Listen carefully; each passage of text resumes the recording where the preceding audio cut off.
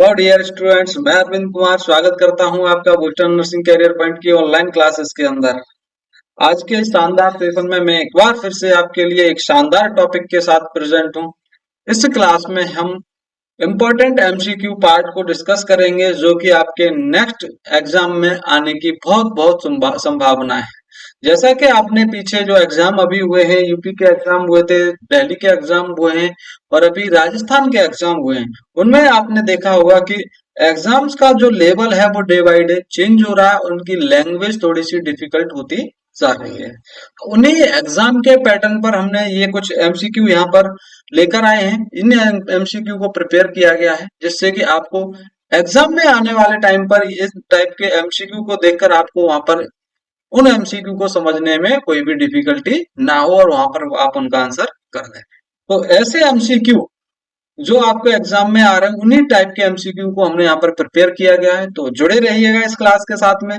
Start करेंगे उससे पहले मैं आपके लिए बताना चाहता हूँ कि नंबर ऑफ पोस्ट वैकेंसी हमारे पास बहुत सारी हैं। अप्रोक्सीमेट 10,000 10,000 वैकेंसी है। नॉट सेट की वैकेंसी है हमारे पास। ESIC D triple S B की वैकेंसी है हमारे पास। आरएमएल पीजीआई की वैकेंसी है हमारे पास। यूपीयू एमएस की वैकेंसी और कुछ वैकेंसी हमारा वेट कराने वाली है, जैसे कि कुछ वैकेंसी अभी आने वाली है, जैसे कि जीएमसीएच चंडीगढ़ नोटिफिकेशन आ चुका है। वैकेंसी रेडी है, कभी भी आ सकती है। रेलवेज की वैकेंसी कभी भी आ सकती है। तो प्रिपेयर रहिएगा इन सारी वैकेंसी के लिए। जुड़े रहिएगा क्लास के साथ में, प्रिपेयर करते रहिएगा अपनी कंटिन्यू, जिससे कि आपको जल्द से जल्द 2 से 3 महीने में जो एग्जाम्स हो उनके अंदर आपको सफलता मिल सके और आप अपनी मंजिल पर पहुंच सकें। तो इसी के साथ में हम क्लास को स्टार्ट करते हैं। देखिएगा हमारी पहली एमसीक्यू इस क्लास का बोलता है the nursing process is utilize to. Nursing process का यूटिलाइजेशन पूछा गया है इसमें। नर्सिंग प्रोसेस को कहाँ यूज करते हैं, कैसे यूज करते हैं। Provide a systemic, organized and comprehensive approach to meeting the needs of client। इसमें बोल रहा है हमको प्रोवाइड करनी है पेशेंट्स के लिए सिस्टेमिक तरीके से, ऑर्गेनाइज्ड मैनर में और कॉम्प्रिहेंसिव मैनर में। आपको जो पेशेंट्स की नीड है उन सभी को क्या करना है, आपको प्रोवाइड करानी है। तो बिल्कुल हमारे नर्सिंग प्रोसेस का मीन्स ही यही है। नर्सिंग प्रोसेस का बनाने का ही मतलब यही है। हम अकॉर्डिंग टू पेशेंट्स की प्रायोरिटी के अकॉर्डिंग हम सारी की सारी केयर प्रोवाइड कराते हैं। इसमें दूसरा क्या बोल रहा है, इसमें ऑप्शन देखिएगा, encourage the family to make decision regarding patients care. इसमें फैमिली को एनकरेज कराने की बात कर रहा है कि फैमिली को एनकरेज कीजिए पेशेंट्स की जो पेशेंट्स की केयर है उसके रिगार्डिंग डिसीजन लेना है तो फैमिली उसको डिसीजन लेगी। बिल्कुल फैमिली इसमें कुछ नहीं कर पाएगी उसकी केयर से रिलेटेड, ये तो हेल्थ केयर प्रोफेशनल ही करते हैं। तीसरा, increase involvement of allied health care professional. बिल्कुल डिसीजन मेकिंग में अलाइड हेल्थ प्रोफेशनल का कोई भी रोल नहीं होता। नॉन ऑफ अबव ये तो हो ही नहीं सकता। अपना जो राइट आंसर है वो कौन सा होने वाला है, इसका ए ऑप्शन होने वाला है। बिल्कुल। तो इस क्वेश्चन के साथ में ध्यान रखना है आपको नर्सिंग प्रोसेस का मीन्स। क्वेश्चन नंबर 2 हमारा, ऑब्जेक्टिव डाटा माइट इंक्लूड। इसमें पूछा गया है कि ऑब्जेक्टिव डाटा कौन सा है। तो यहाँ पर गाइस ध्यान रखना है कि जो डाटा गैदरिंग के टाइप होते हैं, डाटा को कलेक्ट करना होता है तो हमारे पास दो मेथड होते हैं, टू वे होते हैं। एक होता है हमारे पास सब्जेक्टिव डाटा और एक होता है ऑब्जेक्टिव डाटा। तो सब्जेक्टिव डाटा को कलेक्ट किया जाता है by patient self, by patient self. इसमें जो पेशेंट अपनी कंप्लेंट बता रहा है, पेशेंट के रिलेटिव अपनी कंप्लेंट बता रहे हैं, उसको हम बोलते हैं सब्जेक्टिव डाटा। ऑब्जेक्टिव डाटा हम उसको बोलते हैं जिसके अंदर पेशेंट्स कुछ नहीं बताएगा, हेल्थ केयर प्रोफेशनल को ही जाके देखना पड़ेगा। जैसे कि चेंजेस देखने को मिल रहे हैं टेम्परेचर में, पल्स में, रेस्पिरेशन में, ब्लड प्रेशर में, तो ये डाटा आपको पेशेंट्स नहीं बताएगा। ये आपको क्या करना है, खुद ही जाके ऑब्जर्व करने पड़ेंगे, खुद ही जाके ऑब्जर्व करने पड़ेंगे। उसको हम बोलते हैं ऑब्जेक्टिव, क्या बोलेंगे, ऑब्जेक्टिव डाटा। तो ऑब्जेक्टिव डाटा जहां पर एक हेल्थ केयर वर्कर जा रहा है वहां पर ऑब्जर्व कर रहा है पेशेंट्स को क्या क्या प्रॉब्लम हो रही है, उसको हम ऑब्जेक्टिव डाटा बोलेंगे। और सब्जेक्टिव डाटा जहां पर ऑब्जर्व नहीं किया जा सकता, उनको पेशेंट खुद बताएगा उनके बारे में, वो कौन सा होगा, सब्जेक्टिव डाटा। तो यहाँ पर पूछा गया ऑब्जेक्टिव डाटा के बारे में।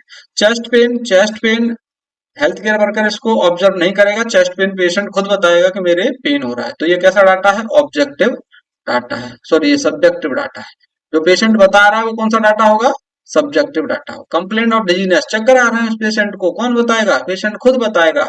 ये भी कैसा डाटा है? सब्जेक्टिव डाटा है।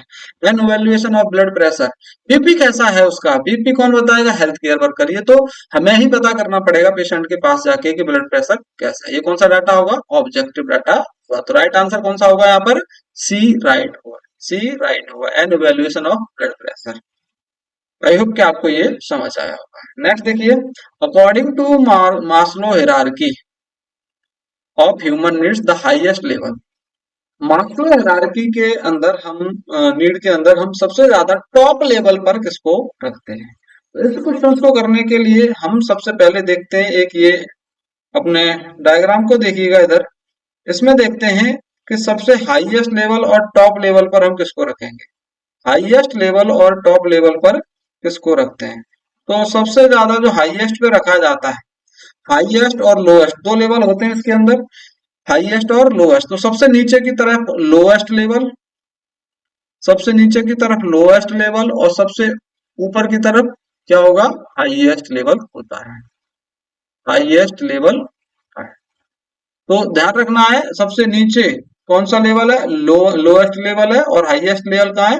सबसे ऊपर की तरफ होगा। तो लोएस्ट लेवल पर सबसे नीचे की तरफ क्वेश्चन आएगा कि लोएस्ट लेवल पर क्या आता है। तो आपको आंसर करना है, सबसे पहले लोएस्ट लेवल पर आती है आपकी फिजियोलॉजिकल नीड्स। फिजियोलॉजिकल नीड्स के ऊपर सेफ्टी एंड सिक्योरिटी आती है, उसके बाद लव एंड बिलोंगिंगनेस आता है, उसके बाद सेल्फ स्टीम के बारे में आता है, उसके बाद सेल्फ एक्चुअलाइजेशन आता है। क्या आएगा? सेल्फ एक्चुअलाइजेशन आएगा। सेल्फ एक्चुअलाइजेशन देखिए यहाँ पर सबसे हाईएस्ट लेवल पर है, और फिजियोलॉजिकल नीड्स जो है वो सबसे लोएस्ट लेवल पर आता है। कहां पर आएगा? सबसे लोएस्ट लेवल पर आएगा। तो गाइज आपको बिल्कुल ऐसे ही याद करना है कि सबसे हाईएस्ट लेवल पर क्या है और लोएस्ट लेवल पर क्या है। तो लोएस्ट लेवल पर फिजियोलॉजिकल नीड्स, और सबसे हाईएस्ट लेवल पर क्या है? सेल्फ एक्चुअलाइजेशन आता है। तो यही तो पूछा गया है इसके अंदर, क्वेश्चंस के अंदर, कि मास्लो हायरार्की नीड के अकॉर्डिंग हाईएस्ट लेवल पर क्या आएगा।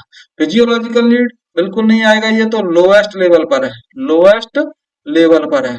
सेफ्टी एंड सिक्योरिटी ये आपके सेकंड पर आता है, सेकंड लोएस्ट है।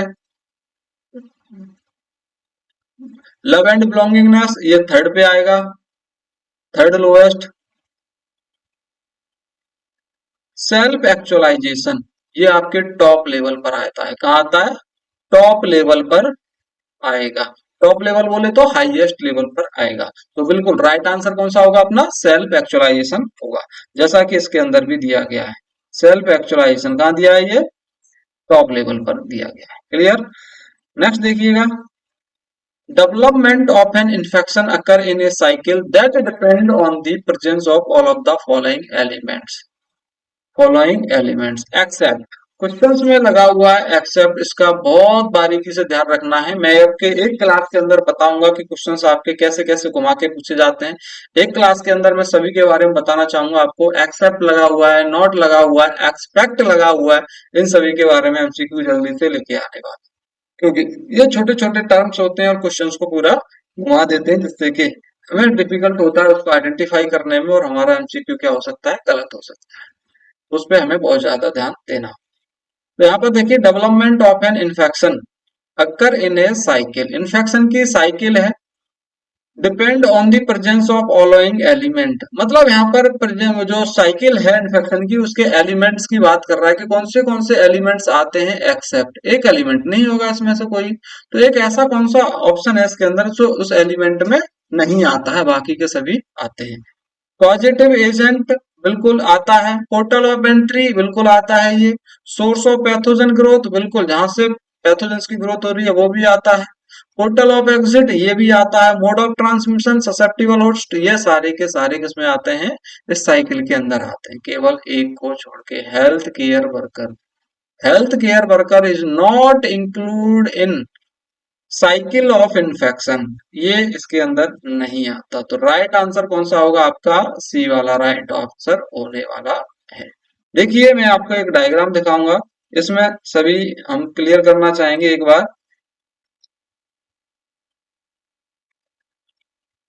ये देखिए चेन ऑफ इन्फेक्शन है, ये चेन ऑफ इन्फेक्शन के अंदर इन्फेक्शियस एजेंट आते हैं इसके अंदर, रिजर्वायर आता है इसके अंदर, पोर्टल ऑफ एग्जिट आता है इसके अंदर, मोड ऑफ ट्रांसमिशन आता है, पोर्टल ऑफ एंट्री आता है, ससेप्टिबल होस्ट भी आता है। तो ये सारे के सारे क्या हैं, ये इसके एलिमेंट्स हैं चेन ऑफ इन्फेक्शन के, जो कि इन्वॉल्व होते हैं किसके अंदर, चेन ऑफ इन्फेक्शन के अंदर।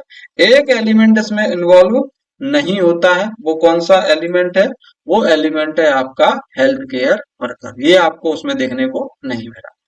क्लियर? तो होप सो आप इसको याद रख पाएंगे आगे।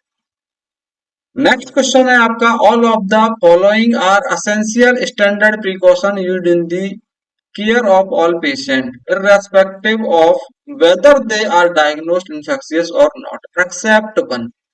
यहाँ पे भी देखो क्वेश्चंस को घुमाया गया, एक्सेप्ट वन, ध्यान रखना है इस पे। All of the following are essential standard precaution, सारे के सारे एसेंशियल स्टैंडर्ड प्रिकॉशन है जो कि यूज किए जाते हैं केयर करने में पेशेंट्स की, irrespective of whether they are diagnosed infectious और नॉट, चाहे वो डायग्नोस हुआ है कि वो इन्फेक्शन वाला है या फिर नहीं है, लेकिन हम सबको यूज करते हैं, सभी के सभी स्टैंडर्ड प्रिकॉशन में आते हैं एक्सेप्ट वन, एक नहीं आता इसमें से स्टैंडर्ड प्रिकॉशन में, वो क्या है, हेल्थ हैंड हाइजीन बिल्कुल स्टैंडर्ड प्रिकॉशन में आता है, improper sharp and best disposal, personal protective equipment, aseptic technique, बिल्कुल असेप्टिक टेक्निक को इंक्लूड किया जाता है, पर्सनल प्रोटेक्टिव इक्विपमेंट हम वियर करते हैं, हैंड हाइजीन पे बहुत ज्यादा ध्यान देते हैं। तो ये तीन इसके अंदर जो एलिमेंट्स दिए गए हैं वो सभी आते हैं स्टैंडर्ड प्रिकॉशन में। Improper sharp and best disposal, ये बीएमडब्ल्यू के अंदर आता है, ये आपके स्टैंडर्ड प्रिकॉशन में नहीं आता है। तो आपका जो राइट आंसर होने वाला है वो होगा ऑप्शन नंबर बी। चलिए इसको भी देख लेते हैं हम स्टैंडर्ड प्रिकॉशन में। स्टैंडर्ड प्रिकॉशन के अंदर देखिए परफॉर्म हैंड हाइजीन, यहाँ पर हैंड हाइजीन दिखाया गया है इस डायग्राम के अंदर आपको। Before and after every contact, patient से जब हम कॉन्टैक्ट करेंगे उससे पहले उसके बाद में हमें क्या करना है, हैंड हाइजीन करना है। Use personal protective equipment when risk body fluid exposure, जब आपको ऐसा लग रहा है कि हमारा कोई ऐसा प्रोसीजर चल रहा है पेशेंट का कि जिसमें बॉडी फ्लूइड एक्सपोजर हो सकता है, तो हमें क्या करना है, आपको पर्सनल प्रोटेक्टिव इक्विपमेंट का यूज करना है। पर्सनल प्रोटेक्टिव इक्विपमेंट का यूज करना है उस टाइम पे जिस टाइम पे आपको लगे कि यहाँ पर हमारे बॉडी फ्लूइड क्या हो सकता है, उस पर्सन का बॉडी फ्लूइड हमारे एक्सपोजर हो सकता है, हम उसके कांटेक्ट में आ सकते हैं, तो उस चीज का हमें वहां पर ध्यान रखना पड़ेगा जिससे कि हम प्रिवेंट हो सके, हमको इन्फेक्शन ना हो। नेक्स्ट देखिएगा, use and dispose of sharp safety, sharp safety का हमें ध्यान रखना है।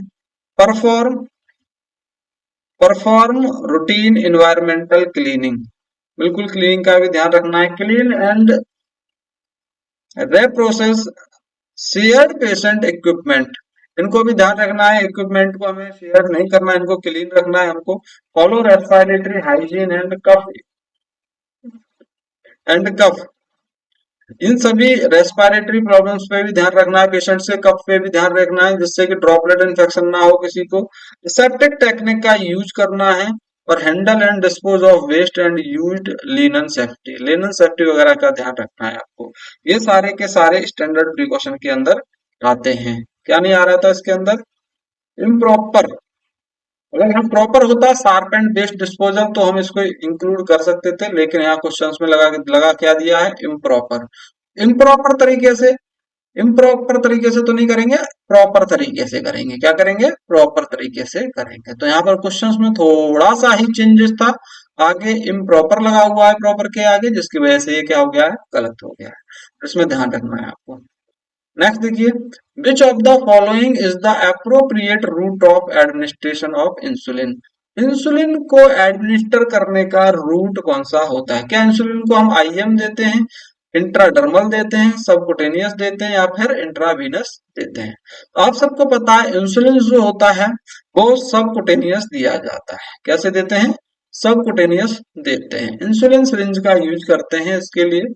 1 ml ये कुछ 40 यूनिट की इंसुलिन होती है, उसको हम यूज करते हैं इंसुलिन को एडमिनिस्टर करने में। सबकुटेनियस जो होता है इसी को हम बोलते हैं, सबकुटेनियस को ही दूसरा रूट भी बोला जाता है, also known as hypodermal, hypodermal route किस नाम से जानते हैं इसको? हाइपोडर्मल रूट के नाम से भी जानते हैं। तो देखिए यहाँ पर कुछ आपको देखने को मिलेंगे यहाँ पर रूट्स ऑफ ड्रग एडमिनिस्ट्रेशन। ये इंट्रामस्कुलर है। आईएम दिया जा रहा है 90 डिग्री के। स्किन और निडल के अंदर जो एंगल बनना चाहिए वो कितने डिग्री का रहना चाहिए? इसमें 90 डिग्री का रहना चाहिए। सबकुटेनियस के अंदर जो एंगल रहता है वो कितना रहता है? 45 डिग्री का एंगल रहता है। कितने का? 45 डिग्री। लेकिन अगर ट्यूबरकुलिन सिरिंज यूज कर रहे हैं हम, इंसुलिन सिरिंज यूज कर रहे हैं, तो उसमें 90 डिग्री का ही रहेगा, क्योंकि उसकी गॉस नंबर कैसा है, उसका निडल का साइज कैसा है? छोटा है, इसलिए हम क्या करते हैं, उसको 90 डिग्री से लगाते हैं। लेकिन हमारे पास 5 ml 3 ml 2 ml की सिरिंज है, तो 45 डिग्री का एंगल रहेगा। इंट्रावीनस के अंदर हमारा जो एंगल रहता है वो कितना है? 25 डिग्री का। आईवी अगर मेडिकेशन इंजेक्ट कर रहे हो तो उसके अंदर एंगल कितना होगा? In between skin and needle 25 degree. और लास्ट है आपका इंट्राडर्मल। इंट्राडर्मल दे रहे हैं आप, स्किन के अंदर दे रहे हैं आप, डर्मिस के डर्मिस में आप इंजेक्शन दे रहे हैं, जिसमें कुछ टेस्ट किए जाते हैं, जैसे कि आपका बीसीजी भी इंट्राडर्मल दिया जाता है, सेंसिटिविटी टेस्ट करना होता है, वो भी इसी के अंदर देते हैं। तो उसके अंदर आप एंगल रखेंगे 10 से 15 डिग्री का। कितना? 10 से 15 डिग्री का। तो ये कुछ एंगल है, और आपको रूट्स भी पता लग गए होंगे। फिर इंटर रूट से रूट्स में कुछ ये टाइप्स थे। इसका आंसर आपको मिल चुका है। नेक्स्ट देखिए, all of the following are patients responsibility except. सारी की सारी पेशेंट्स की रेस्पॉन्सिबिलिटी है एक्सेप्ट एक को छोड़ के, मतलब एक नहीं है इसमें, बाकी सारी पेशेंट्स की रेस्पॉन्सिबिलिटी होती है। प्रोवाइड इंफॉर्मेशन, इंफॉर्मेशन प्रोवाइड करना बिल्कुल सही बात है। पेशेंट्स क्या करेगा? पेशेंट आया हुआ है तो अपने बारे में सारी इंफॉर्मेशन प्रोवाइड कराएगा। This is the responsibility of patients and his relatives. तो ध्यान रखना है, बिना पेशेंट्स की इंफॉर्मेशन के आप कोई भी वर्क नहीं कर सकते हैं। दूसरा, complaining with instruction. Complaining with instruction, complaining with instruction हो रखे हैं, मतलब पेशेंट को कोई प्रॉब्लम हो रही है तो वो कंप्लेंट भी कर सकता है, ये भी पेशेंट्स की रेस्पॉन्सिबिलिटी है। नेक्स्ट देखिए, give different kind of care. Give different kind of care, different kind की केयर प्रोवाइड, ये तो पेशेंट का काम नहीं है, ये तो हेल्थ केयर वर्कर का काम होता है। ये वाला पेशेंट का काम नहीं है, हेल्थ केयर वर्कर का काम होता है। Following hospital rules and regulation, patient का ये भी काम है कि वो अपने जो हॉस्पिटल है उसके रूल्स एंड रेगुलेशन को क्या करे? फॉलो करना। तो यहाँ पर ध्यान रखना है आपको, पेशेंट को केयर प्रोवाइड करना, this is the part of health care professional, not patient. ये पेशेंट का काम नहीं है। तो अपना राइट आंसर इसके अंदर कौन सा होगा? सही होगा। राइट आंसर सी वाला सही होगा इसके अंदर। नेक्स्ट देखिए, there are many different nursing education regarding throughout the world that prepare nurses. Which of these program is type of basic nursing program? तो इसमें पूछा गया है आपसे कि बहुत सारे क्या चल रहे हैं? प्रोग्राम चल रहे हैं, बहुत सारे प्रोग्राम्स चल रहे हैं, उनमें से एक प्रोग्राम ऐसा भी है जो नर्सेस के लिए चलता है। नर्सिंग एजुकेशन प्रोग्राम है जो वर्ल्ड में चल रहा है, जो नर्सेस को प्रिपेयर करने का काम करता है, और वो बेसिक नर्सिंग प्रोग्राम का ही एक टाइप है। उसको हम किस नाम से जानते हैं? उसको किस नाम से जानते हैं? तो आपको ये ध्यान रखना है, इसमें किस नाम से जानेंगे उसको। तो ये चार ऑप्शन है, डिप्लोमा सर्टिफिकेट प्रोग्राम के नाम से जानेंगे उसको, डिप्लोमा सर्टिफिकेट के नाम से जानेंगे उसको, या फिर ये बैकलॉरेट डिग्री प्रोग्राम नर्सिंग के नाम से जानेंगे, या master degree program in nursing के नाम से जानेंगे, या डॉक्टर प्रोग्राम इन नर्सिंग के नाम से जानते हैं। तो आपको याद रखना है, हम उसको जानते हैं ये बैकलॉरेट डिग्री प्रोग्राम इन नर्सिंग, इसी को हम बोलते हैं बैचलर, बैचलर्स डिग्री के नाम से भी जानते हैं। बैचलर डिग्री बोल दो, बैचलर प्रोग्राम ऑफ डिग्री बोल सकते हैं इसको। बैकलॉरेट का ही मतलब होता है बैचलर, और बैकलॉरेट जहां वर्ड आ रहा है तो ये एक प्रोग्राम ऐसा है जो क्या करा रहा है? नर्सेस को प्रिपेयर कराने में हेल्प कर रहा है। बिल्कुल, बैचलर जो बैचलर डिग्री प्रोग्राम है वो नर्सेस को प्रिपेयर करने का काम करते हैं। क्लियर? नेक्स्ट देखिएगा, विच of the following is the meaning of PRN? बहुत सिंपल सा बेसिक सा क्वेश्चन है ये। इसमें पूछा गया है PRN का मतलब क्या होता है। जब एडवाइस किया गया है तब हम इसको PRN बोलते हैं, या नेसेसरी है तब बोलेंगे, इमीडिएटली या नाउ। पीआरएन वर्ड ये यूज किया जाता है डॉक्टर्स के द्वारा जब पेशेंट को इमरजेंसी कंडीशन में आता है तो उसके चार्ट पे लिखा होगा पीआरएन। पीआरएन लिखा हुआ है तो इसका मतलब है कि पेशेंट्स हमारे पास आया है, हॉस्पिटल में है, जब उसको किसी भी चीज की नीड है उस टाइम पे वो चीज उसको देनी है, उसको हम बोलते हैं पीआरएन। क्या बोलेंगे? पीआरएन बोलते हैं। क्लियर? नेक्स्ट देखिए, the following is the most important purpose of documentation except. इसमें भी एक्सेप्ट लगा हुआ है, इन वर्ड को मत भूल जाना। मोस्ट इंपॉर्टेंट पर्पज है डॉक्यूमेंटेशन का, एक नहीं है इसके अंदर। कम्युनिकेशन, बिल्कुल सही बात है, कम्युनिकेशन करना ये पर्पज होता है। क्वालिटी एश्योरेंस, बिल्कुल ये भी पर्पज है। प्रोवाइड कंफर्ट, कंफर्ट प्रोवाइड करना ये भी पर्पज है। लेकिन reimbursement, reimbursement it is not a purpose of documentation, ये डॉक्यूमेंटेशन का पर्पज नहीं होता है। Next, the nurse is preparing to take vital sign in an alert client admitted to the hospital with dehydration secondary to vomiting and diarrhea। एक nurse है, वो preparing कर रही है वाइटल साइन लेने के लिए, और वो alert client admit to the, जो पेशेंट है वो हॉस्पिटल में एडमिट हुआ है डिहाइड्रेशन और वॉमिटिंग से और डायरिया से। This is the best method use to assess the client's temperature. तो हमारे पास एक पेशेंट है जिसको वो सीवियर डिहाइड्रेशन में चला गया है, किसकी वजह से? वॉमिटिंग और डायरिया की वजह से। उसके वाइटल साइन चेक करने हैं, तो कौन से मेथड से उसको टेम्परेचर लेना है, ये क्वेश्चंस में पूछा गया। ओरली मेथड यूज करेगी, एक्सिलरी करेगी, रेडियल करेगी, या हीट सेंसिटिव टेप यूज करेगी। डिहाइड्रेशन हो गया है, सर्कुलेशन अच्छे से नहीं हो पा रहा होगा, तो यहाँ पर एक्सिलरी नहीं कर सकते। ओरल नहीं आएगा क्योंकि ओरल उसको क्या हो रखा है, वॉमिट हो रही है, तो हम ओरल भी अवॉइड करेंगे। रेडियल, जब सर्कुलेशन इफेक्ट है तो रेडियल भी नहीं आएगा।